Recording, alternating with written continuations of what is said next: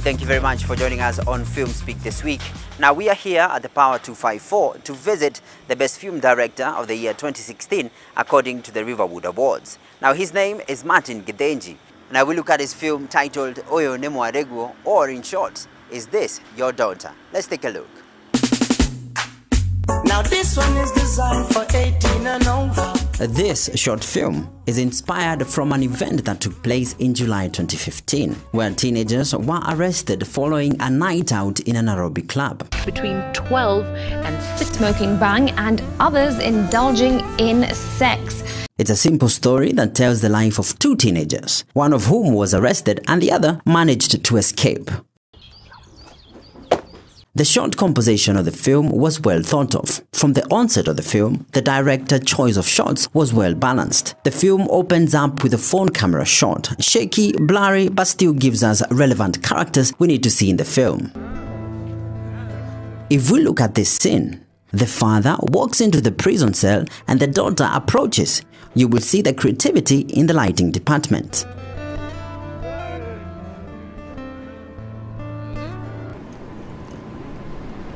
This is my favorite scene. The car scene. Getting such a shot and creating an illusion of a moving car has never been easy. The balancing of the camera shots while the daughter was in the back is to die for. The dialogue. The script is presented in a local language and the actors and actresses in the film did a fine job bringing out the characters in the story.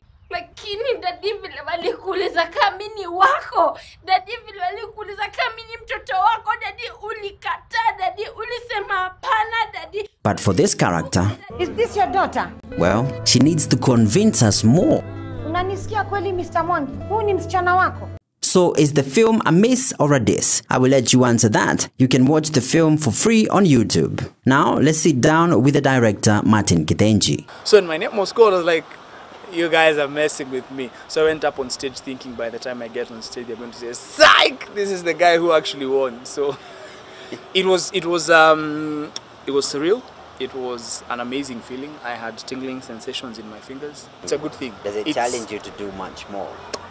I have no other alternative but to do much more.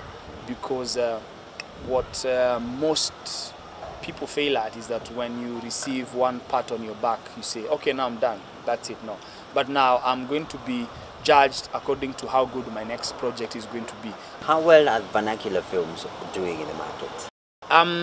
Vernacular films have actually a bigger reach than the Swahili or English films because vernacular reaches a specific kind of people, and then once they own it, they own it. The idea was not really to have it as a vernacular film, but because the story was happening in Kenya, a Kenyan story, and Kenya has a variety of tribes, languages, vernaculars, it just happened to be the one that was chosen for this particular story. I feel that the Kenya Film Classification Board is kind of overstretching its mandate. We understand that there are, yes, moral values that need to be upheld. Well, no, that's okay, all right? But there's the kind of freedom that is needed in an artistic sense for you to allow growth in this already struggling industry. We have a long way to go. Right now, I wouldn't say we are a film industry, we are a film scene.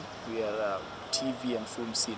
Because an industry is ideally supposed to be self-sustaining, should, invest in itself, give itself returns, then feed back into it. But what we have right now is we have money coming from outside, coming into the scene, and then the money vanishes. Policies, professionalism, these are some of the things that are needed to make it grow to become an industry.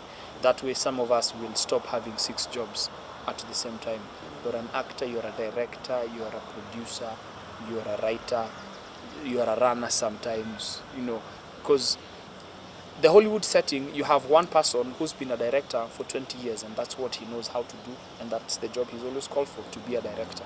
As a director, you are tasked with the responsibility of actualizing, or you're tasked with the responsibility of carrying the vision of the story. Your output regardless of your input, should be brilliant. Your output is what will dictate whether the input was worth it.